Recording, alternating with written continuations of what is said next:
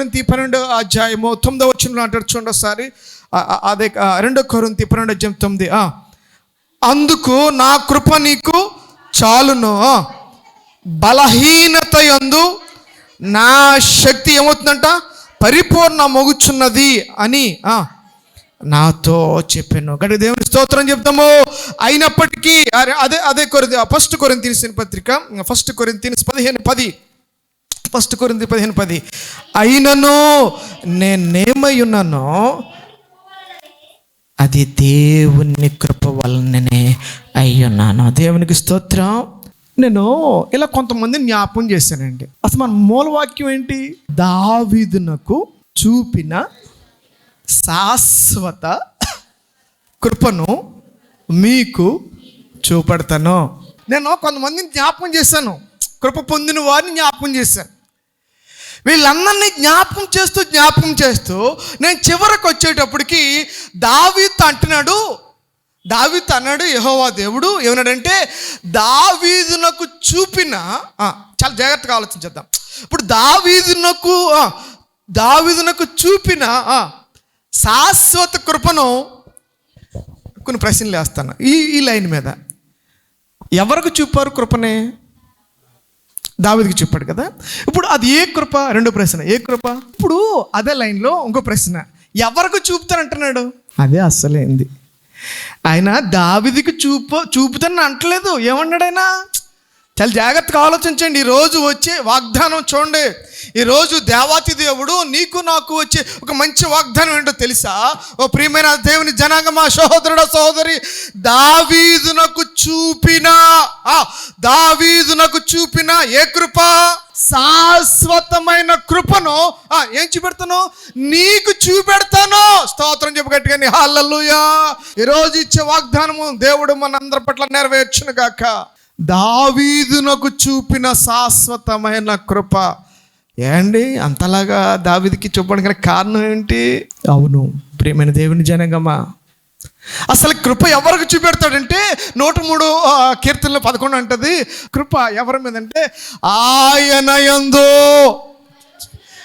భయభక్తులు గలవారి ఎడల ఆయన కృప అధికంగా ఉందంట. దేవునికి స్తోత్రం. కృప ఎవరి మీద అధికంగా ఉంటుందంటమ్మా? ఎవరి మీద అధికంగా ఉంటుంది? ఎవరైతే భయభక్తులు కలిగి ఉంటారో, ఎవరైతే దేవుని యందు శ్రద్ధాశక్తులు కలిగి ఉంటారో. అందుకే పై మాటలు అంటాడు, చెవియొగ్గి నా యొద్దకు రండి, మీరు వినిన ఎడల మీరు బ్రతుకుతారు. ఇప్పుడు ఏమి నేర్చుకోబోతున్నావు నువ్వు పాఠం? ఈరోజు ఏమి నేర్చుకోబోతున్నావు? నీకు కావలసింది ఈరోజు వింటున్న ప్రియమైన సహోదరుడు సహోదరి, దేవాతి దేవుణ్ణి ఏదేదో అడుగుతున్నావు. నీ శరీరం గురించి, నీ అక్రతల గురించి, నీ ఆర్థిక అవస్థల గురించి, నీ శారీరక అవస్థల గురించి, ఈ తాత్కాలికమైన గురించి అడుగుతున్నావు. దీన్ని అడుగు. ఈరోజు దాంతోపాటు అంతా వస్తుంది. స్తోత్రం. ఆయన కృప లేకపోతే బ్రతకలే అంటున్నాడు. ఈ మధ్యాహ్న సమయంలో దావీదుకు చూపిన, చెప్పాలి ఎవరికి? దావీదుకు చూపిన, అంతలా చూపాడు దావీదుకి. రైట్, ఇప్పుడు స్టార్ట్ అవుతుంది. తీద్దాం 1 సమూయేలు గ్రంథము. ఏంటి దావీదుకి అంత కృప ఎలా చూపాడు దేవతి దేవుడు? ఈ రోజు అంటున్నాడు, అయ్యా దావీదునికి ఎలాగైతే చూపానో అదే శాశ్వత కృపను నీ పట్ల చూపబోతున్నాను. ఏం కృప వచ్చింది దావీదుకి? అదే కృప తెద్దామండి ఒకసారి. 2 సమూయేలు గ్రంథము 7:8 కాబట్టి నీవు నా సేవకుడగు దావీదుతో ఇలాగ చెప్పము, సైన్యములకు అధిపతిగా యెహోవా నీకు సెలవిచ్చినదేమనగా, గొర్రెల కాపులోనున్న నిన్ను గొర్రెల దొడ్డులో నుండి తీసి ఇజ్రాయేలీలను నా జనుల మీద అధిపతిగా నియమించాను. స్తోత్రం చేద్దామా? కృప అంటే అదండి. What a mighty God. దేవునికి స్తోత్రం చెప్దామండి. ఏం చేసుకునేవాడంట? గొర్రెలు కాచుకునేవాడు. కనిష్ఠుడు. 3 అన్నలు యుద్ధంలో ఉంటే ఇతడు కనీసం యుద్ధానికి కూడా పనిచేయనివాడు, ఇంట్లో కూడా పనిచేయనివాడు. వాళ్ళ నాన్నగారు వాడు ఆఖరువాడు అని చెప్పేసి వాడిని ఏం చేశారంటే గొర్రెల దగ్గర చూసుకోరా, మన వృత్తి ఏదైతే ఉందో అదే నీకు తగునరా, మన వంశ పారంపర్యంగా ఏదైతే వృత్తుందో అదేరా మంది. నీకు అదేరా తగునరా, నీకు ఏ టాలెంట్ లేదురా, నువ్వు ఎందుకు పనికిరానోడరా, నీ జీవితం ఎందుకు పని చేస్తుందా అని అనవచ్చు మన తల్లిదండ్రులు కానీ, మన ఇంటి పక్కన వారు కానీ, మన తోటి వారు కానీ. ఒరే నువ్వు ఎందుకు పని చేస్తావురా, నీ బ్రతుకు ఎందుకు పనికి వస్తుందిరా, నువ్వెందుకు పనికిరానోడురా, నీ బ్రతుకు ఇంతేరా. గొర్రెలు కాచుకోవడం నీ బ్రతుకు. అడవిలో పడి ఆ సింహాల మధ్య, ఆ క్రూర మృగాల మధ్య నీ బ్రతుకు. ఒక సంతోషం ఉందా నీ బ్రతుక్కి, ఒక ఆనందం ఉందా నీ బ్రతుక్కి, ఒక ఎదుగుదల ఉందా నీ బ్రతుక్కి, ఒక అభివృద్ధి ఉందా నీ బ్రతుక్కి అని ఉండొచ్చేమో. ప్రియమైన దేవుని జనాంగమా, దావీదుకి ఇచ్చాడు దేవుడు శాశ్వతమైన కృప. ఏ కృప అంటే గొర్రెల కాచుకునే దావీదుని దేవుడు సింహాసనం ఎక్కిచ్చాడు. చప్పలు కొట్ట దేవుని స్తోత్రం చేయి. అది శాశ్వతమైన కృప. హల్లెలూయా. ఏంటండి శాశ్వతమైన కృప?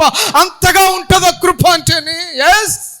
నీ వృత్తి ఏదైనా, దేవుడు సెలవిస్తున్న మాట, నీ బ్రతుకు ఏదైనా, చేత కానివాడని అందరూ అన్నా, ఎందుకు పనికిరాడు అని అన్నా, నీ బ్రతుకు ఇంతేరా అని అన్నా, నిన్ను క్లాసులో, నిన్ను సమాజంలో, నిన్ను సంఘములో, నలుగురిలో నిన్ను వెలివేసిన ఏమి కానన్నా, దావీదుని దీవించిన దేవుడు, దావీదు మీద చూపిన దేవుడు, దావీదు మీద శాశ్వత కృపను చూపిన దేవుడు ఈరోజు నీకు నాకు చేయను గాక. గట్టిగా స్తోత్రం చెప్పు, గట్టిగానే. అది శాశ్వతమైన కృప. ఇంకేమన్నాడో తెలుసు దావీదుతోటి? చూద్దామండి, కిందకి రండి ఒకసారి. దావీదు అన్నాడు 9వ వచనం, నీవు పోవు చోటునలను నీకు తోడుగా నుండి నీ శత్రువులందరినీ నీ ఎదుట నిలవకుండగా నిర్మూలము చేసి లోకములోని గనులైన వారికి కలుగు పేరు నీకు కలుగు చేయుచున్నాను. హల్లెలూయా. చూడండి, శాశ్వత కృపలో ఉన్నటువంటి ఆశీర్వాదాలు. నీకు ఎవరైతే శత్రుగా ఉన్నారో ఈ మధ్యాహ్న సమయంలో, వాడు ఎవడైనా సరే, వాడు ఎంత బలవంతుడైనా సరే, వాడు ఎంత అధికారం ఉన్నవాడే సరే, వాడు వెనకాల ఎంత బలం ఉన్నా సరే, దావీదుకు చూపిన కృప ఏంటో తెలుసా? నీ శత్రువులందరినీ నువ్వు అడుగుపెట్టు ప్రతి స్థలం అంట. అబ్బా, దేవునికి మహిమ కలుగును గాక. ఏంటండి? నువ్వు అడుగుపెట్టే ప్రతి స్థలమందు నీ శత్రువులు నిర్మూలన చేసి ఏం చేస్తాడంట? లోకములోని గనులైన వారికి కలుగు పేరు నీకు నేను కలుగజేస్తాను. స్తోత్రం. దేవుడు చెప్తున్న మాట అది. లోకములో గనులైన వారికి ఎటువంటి పేరైతే వస్తుందో అటువంటి పేరు నీకు నేను కలుగు చేస్తాను. హల్లెలూయా. ఇంతవరకు నీ పేరును తుడిచేయాలని, నీ పేరు పైకి రాకుండా చేయాలని, నీ పేరు అనగానే వాడు ఇటువంటి వాడని చెప్పుకున్న వారే నిన్ను కీర్తించేవారుగా చేస్తాడంట దేవుడు. స్తోత్రం, స్తోత్రం. దేవుడు చెప్తున్న వాగ్దానము శాశ్వతమైన కృప. నువ్వు అడుగుపట్టే స్థలము నీదే. నువ్వు అడుగుపట్టే శత్రువులను జయించే దేవుడు, నీకు మంచి పేరునిచ్చే దేవుడు, నీకు కీర్తినిచ్చే దేవుడు. అంతే కదండి. కిందకి రండి ఒకసారి. 11వ వచనం చూద్దాం ఒకసారి. 11వ వచనం, నీ శత్రువుల మీద నీకు జయమిచ్చి నీకు ఏం కలుగజేస్తాను? నెమ్మది. దేవునికి స్తోత్రం చెప్దామండి. హల్లెలూయా, హల్లెలూయా. నెమ్మదే. శాశ్వతమైన కృపలో ఉన్న ఆశీర్వాదాలు. శాశ్వత కృపను ఆశీర్వాదాలు ఏంటో తెలుసా? శత్రువులు జయించడమే కాదు, జయం ఇవ్వడమే కాదండి, నీకు నెమ్మది. నీ గృహంలో నెమ్మది లేకుండా ఉంటున్నావు. నిత్యము ఏదో సాతానుగాడు నిన్ను శోధిస్తూనే ఉంటున్నాడు. నిత్యము నువ్వు సాతానుగాడి చేత దెబ్బతింటూనే ఉంటున్నావు, అల్లలకొల్లలం అయిపోతున్నావు, సాతానుగాడి చేత ఇబ్బంది పడుతూ ఉన్నావు. రాత్రులు సరిగ్గా నిద్ర పట్టట్లేదు నీకు. ఏదో కలవరము, ఏదో భయము, ఏదో ఆవరించింది. నిద్ర పడుతుంది కానీ మెలకు వచ్చేస్తుంది. భయపడుతున్నావు, కృంగిపోతున్నావు. ఏంటి అనుకుంటున్నావేమో. దేవత దేవుడు అంటున్నాడు నెమ్మది. స్తోత్రం. నీ జీవితంలో నెమ్మది కలుగును గాక. నీ జీవితంలో శత్రు మీద జయం వచ్చును గాక. ఆ దేవదేవునికి తోడై ఉండును గాక. చెప్తానండి, ఇంకా ఉంది. ఒకసారి 12 వచ్చిన చదువు ఒకసారి, కింద 11 కింద. నేను నీకు సంతానము కలుగజేయుదును, నీ దినములు సంపూర్ణమగినప్పుడు నీవు నీ పితరులతో కూడా నిద్రించిన తర్వాత నీ గర్భం నుండి వచ్చి నీ సంతతిని హెచ్చించి, చూడండి, నీ సంతతిని హెచ్చించి రాజ్యమును అతనికి స్థిరపరచెదను, నీకు సంతానాభివృద్ధి కలుగు చేస్తాను, నీ సంతానాన్ని స్థిరపరుస్తాను. స్తోత్రం. ఎక్కడుండేవాడైనా గొర్రెలు కాచుకునేవాడు. అందరు చేదరించుకున్నారు, అందరూ ఆ పనికిరాని అన్నారు. ఎందుకు పని చేయవరా, నీ వృత్తిరా, నీది మీ ఫాదర్ అని అనుంటారు. నీకు అక్కడితో నీ జీవితంరా, అదే చేసుకోవాలని అనుంటారు. కానట్టాడు, నీ సంతానాన్ని నేను దీవిస్తాను. స్తోత్రం. దేవుడు అంటున్నాడు, మన కుటుంబాలను దేవుడు దీవించును గాక. ఆమేన్. మన సంతానాన్ని దేవుడు దీవించును గాక. దేవా, నా సంతానాన్ని దీవించు నాయన. చెప్పు, దేవా, సంతానం అంటే మన బిడ్డల్ని. దేవా, దావీదుని దీవించినట్లుగా నా కుటుంబాన్ని దీవించవా? చెప్పు. అది శాశ్వతమైన కృప అన్నాడు దేవుడు. దావీదు అన్నాడు, నీ సంతానాన్ని, ఇంకేమన్నాడు తెలుసా? సంతానాన్ని స్థిరపరచడం కాదంటండి. హల్లెలూయా. ఏమన్నాడు తెలుసా? స్థిరపరచడం కాదంటండి. నిన్ను ఒక్కసారి రైట్ 16 వచ్చిన చదువు ఒకసారి. 16. నీ మట్టుకు నీ సంతానమును నీ రాజ్యము నిత్యము స్థిరమగును, నీ సింహాసనము నిత్యము స్థిరపరచబడును. స్తోత్రం. ఏది స్థిరం? నీ రాజ్యం స్థిరం, నీ సంతానం స్థిరం, ఇంకోటి ఏంటి? నీ సింహాసనం స్థిరం. స్తోత్రం కలుగును గాక. హల్లెలూయా. అది ఆశీర్వాదం అంటేనండి. బాధపడుతున్నావు తల్లి, బాధపడుతున్నావు తండ్రి, బాధపడుతున్నావు యవనస్తుడా అంటున్నాడు, ఏంటి నా కుమారుల బ్రతికి ఏంటి, నా బిడ్డల పరిస్థితి ఏంటి అని అనుకుంటున్నావు కదా. దేవుడు అంటున్నాడు, నీ సంతానాన్ని నేను స్థిరపరుస్తాను, నీకు పుట్టిన బిడ్డలను నేను స్థిరపరుస్తాను, నీకు పుట్టిన బిడ్డలను నేను స్థిరపరుస్తాను, నీ రాజ్యాన్ని స్థిరపరుస్తాను. స్తోత్రం. నీకు ఏదైతే నేను ఇచ్చానో, నువ్వు ఏదైతే కలిగి ఉన్నావో దాన్ని స్థిరపరుస్తాను. చెప్పు, ఆమెన్ చెప్పు. వాగ్దానం వచ్చినప్పుడు ఆమెన్ చెప్పాలి. నీకు ఏదైతే కలిగి ఉందో దేవుడు స్థిరపరుస్తాను. అంతేకాదు, నీకు ఇచ్చిన నీ సింహాసనాన్ని ఎప్పటి వరకు ఉంటుందంటండి? దావీదుకి ఇచ్చిన గొప్ప స్థిరమైన శాశ్వతమైన కృప ఏంటో తెలుసా? వారి కుమారులు ఎక్కడికి ఆగిపోయిందా? యేసుప్రభు గారు ఎవరు చెప్పరా? యేసుప్రభు గారు ఎవరు? దావీదు కదా. దావీదు గోత్రంలోను దావీదు వంశంలో పుట్టినవాడు యేసుప్రభు గారు ఇప్పుడు నిత్యము సింహాసనం మీద ఉండి ఏలట్లేదా? అదండి వాగ్దానం అంటేండి. అదండి శాశ్వతమైన కృప అంటే అలాగ ఉంటుందండి. దావీదుకి ఏంటి? దావీదుని ఎందుకు దీవించాలి? దావీదుకి మనకి తేడా ఏంటి? 983 సార్లు రాశాడు దావీదు పేరు. దీంట్లో 983 సార్లు ఒక నేమ్, ఒక పేరు బైబిల్ గ్రంథంలో రాయబడిందంటే ఒకసారి ఆలోచన చేయి. దావీదు కోసం ఏంటి గొప్పతనం ఏంటి? దావీదు గొప్పతనం ఏంటి? అంతగా ఆశీర్వదించడానికి కృప అంటే చెప్పాను. దావీదుకి ఇచ్చిన కృపే అంటే రెండో అంశంగా చెప్పాను. ఒక సింహాసనాన్ని స్థిరపరిచాడని, గొర్రెల దొడ్లో నుండి సింహాసనం ఎక్కించాడని, అడుగుపెట్టు ప్రతి స్థలంలో అతనికి ఇచ్చాడు, తోడుగా ఉన్నాడు. అంతేకాదు ఏం చేశాడు? అతని సంతానాన్ని అభివృద్ధిపరిచాడు, రాజ్యాన్ని అభివృద్ధిపరిచాడు, శత్రువుని మీద జయమిచ్చాడు, నెమ్మది కలుగు చేసిన దేవాతి దేవుడు. ఇక బైబిల్ గ్రంథంలో ఒక 983 సార్లు, నేను నా 3వ పార్ట్ని త్వరగానే ముగిస్తాను. ఎందుకు దావీదుని దేవుడు ఆశీర్వదించాడు అది ఆలోచిస్తే ఆ ఆశీర్వాదం నీవు నేను పొందుకుందాం గాక. ఇప్పుడు వరకు కృప అంటే ఏంటో తెలుసుకున్నావు. దావీదుకి ఎటువంటి కృప అయితే ఇచ్చాడో తెలుసుకున్నావు. ఫస్ట్ కృప అంటే ఏంటి చెప్పాను. కృపకి ఏంటి ఆశ, ఏమేమి వస్తాయో. దావీదుని దేవుడు ఏ విధమైనటువంటి శాశ్వతమైన కృపతో దేవుడు దీవించాడు చెప్పాను. రైట్. గల కారణం నెంబర్ 1, ఇప్పుడు దావీదుని దేవుడు దీవించాడు కదా. దావీదులో ఉన్నటువంటి గొప్ప లక్షణం ఏంటంటే తెద్దాం ఒకసారి మొదటి సమూయేలు గ్రంథము. ఒకసారి దావీదులో ఉన్న లక్షణం ఏంటంటే, మొదటి సమూయేలు గ్రంథము 16 అధ్యాయంలోకి వచ్చేద్దామా. 16లోకి వచ్చేస్తే చాలాసార్లు అక్కడ రాయబడి ఉంటుంది ఏంటంటే, రైట్ 16 అధ్యాయం 18 వచ్చిన చూడండి ఒకసారి. 18 వచ్చి, చిత్తగించుము బెత్లెహేమీయుడైన యెషయా కుమారులో ఒకరిని చూచితిని, అతడు చమత్కారముగా వాయింపగలడు, అతడు బహుశూరుడు, యుద్ధశాలియు, మాట నేర్పరి, రూపశవంతుడై ఉండి. ఆ తర్వాత ఇంకొచ్చేద్దామా 23 వచ్చింది చూడండి. దేవుని యొద్ద నుండి దురాత్మ ఒకటి వచ్చి సౌలును పట్టినప్పుడల్లా దావీదు సితారా చేత పట్టుకుని వాయింపగా. అంటే దావీదు ఏం కలిగి ఉన్నాడు చెప్పండి. దీన్ని బట్టి 2 వచనాలు జ్ఞాపకం చేశాను. దావీదు ఏం కలిగి ఉన్నాడు? స్తుతి.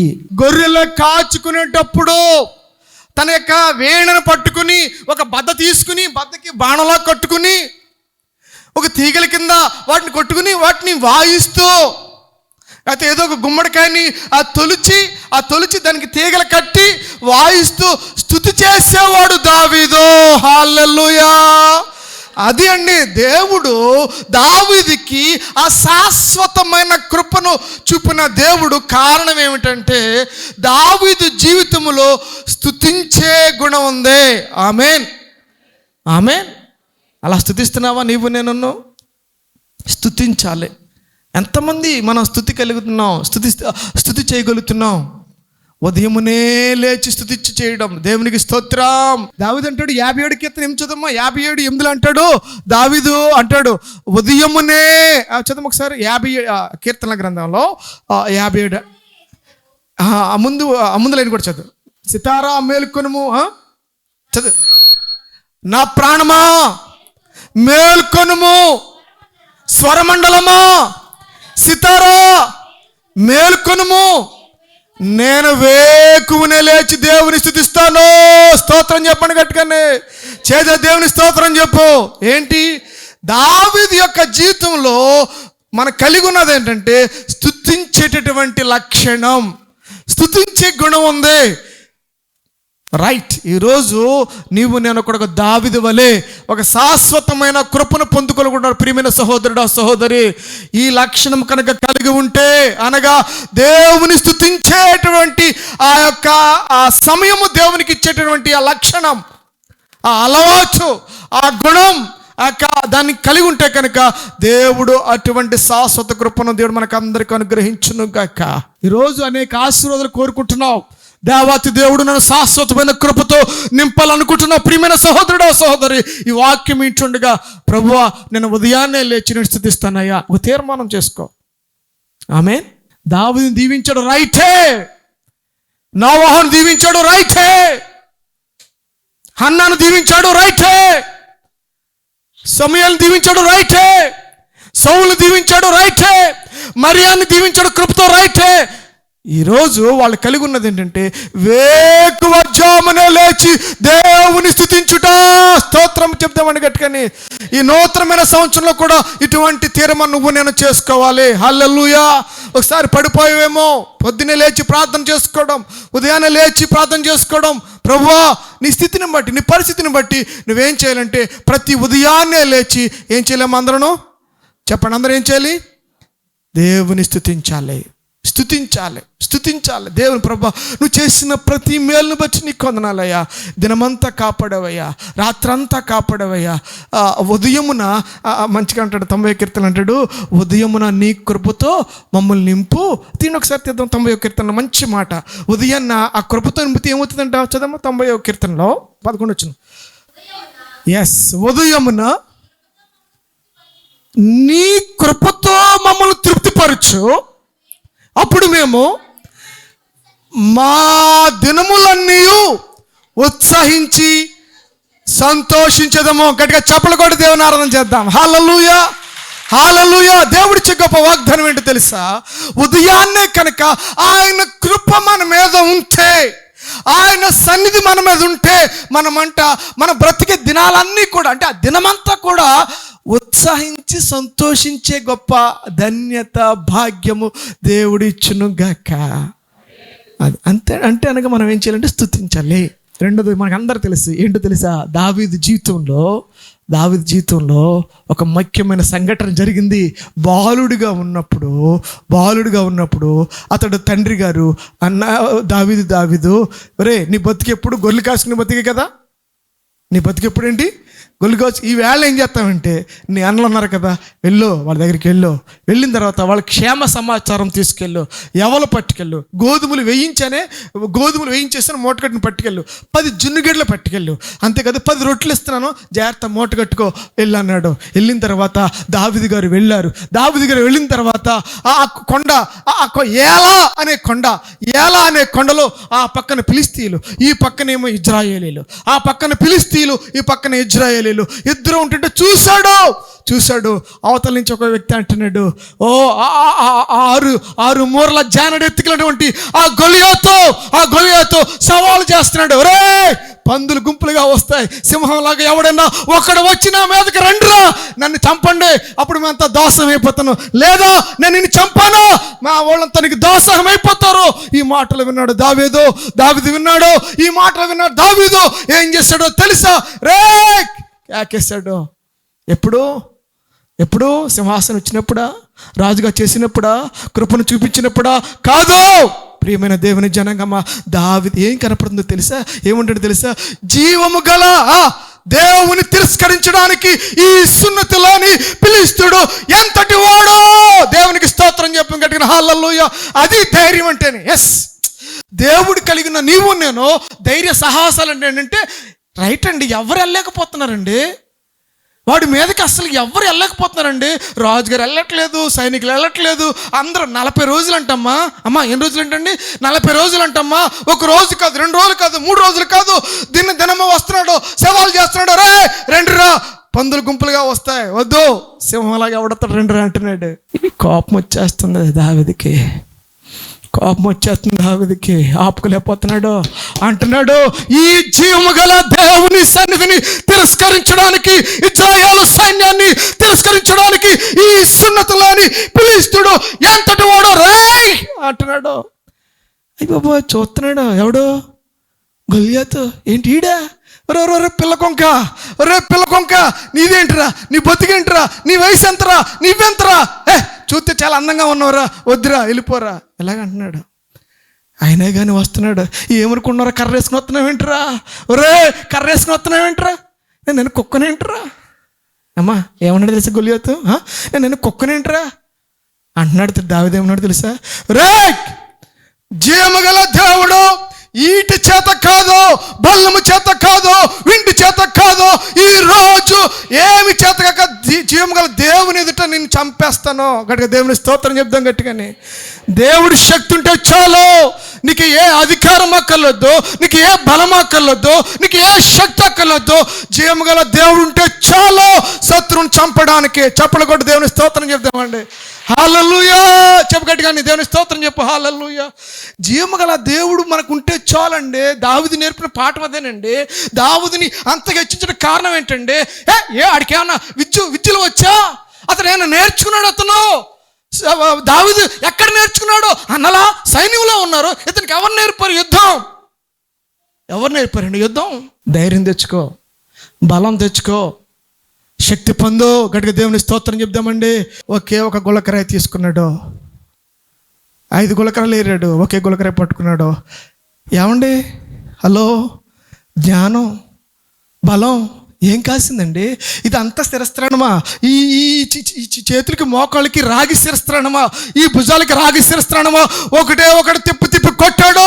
ఎక్కడైతే శిరస్త్రాణము లేదో అక్కడే వెళ్ళి ఒడిసెలా. దేవునికి స్తోత్రం కలుగును గాక. ఈరోజు AK-47 పట్టుకుంటున్నారు. ఎక్కడ గురి పెడుతున్నారు? దావీదుని చూసి కదా. దావీదు ఎక్కడ తగిలింది? ఈరోజు మెకానిజం ఏమండి, టెక్నికల్ అంతా ఎక్కడ ఉంటుంది? బైబిల్లోనే ఉంటుంది. దేవునికి స్తోత్రం చెప్పు గట్టికండి. ఈ రోజుకి ఆ రోజు గన్న ఏంటండి? గన్న కన్నా దారుణంగా వెళ్ళిపోయింది కదా. ఎవడి సెల్ల రాడు. ఈరోజు గన్నతో ఎన్నిసార్లు పేలితే వెళ్ళట్లేదు. నీకు గురి చూసుకోవట్లేకపోతున్నాడు. దావీదు ఒడిసెల గన్న కన్నా ఎక్కువగా పనిచేసిన ఒడిసెల దేవుడు ఆయుధంగా ఇచ్చాడు, శత్రువును జయించాడు, గొప్ప మనసు ఇచ్చాడు. గట్టి దేవుని స్తోత్రం చెప్దామా. అనగా దావీదు ఏం కలిగి ఉన్నాడు చెప్పాలి. దావీదు ఏం కలిగి ఉన్నాడు? విశ్వాసం. దేవుని స్తోత్రం చెప్పు. దావీదు నువ్వు కూడా విశ్వాసం ప్రయోగించు. ఫస్ట్ స్తుతి, రెండోది విశ్వాసం. అందుకే దావీదు పేరు హెబ్రీ పత్రికలో అంటాడు, హెబ్రీ పత్రికలో దావీదు పేరు కూడా విశ్వాస వీరిలో పేరు లిఖించబడ్డది. దేవుని స్తోత్రం కలుగును గాక. హల్లెలూయా. దావీదు పేరు కూడా విశ్వాస వీరిలో ఒకళ్ళుగా లిఖించబడ్డది. నేను ముగిస్తాను. ఇంకా రెండు ఉన్నాయి. ఇంకోటి ఏంటో తెలుసా, దావీదు దేవుని యొక్క అభిషేకం పొందిన దైవజనం జోలికి ఎప్పుడు కూడా రాలేదు. దేవుని స్తోత్రం చెప్తా. ఎవరైతే అభిషేకం పొందారో, అంటే సౌలు దేవుని చేత అభిషేకం పొందాడు కదా. సౌలు దొరికాడు దావీదుకి రెండు సార్లు దొరికాడు. అనేక సార్లు ఎందుకు అనగాలి, 2 సార్లు దొరికాడు.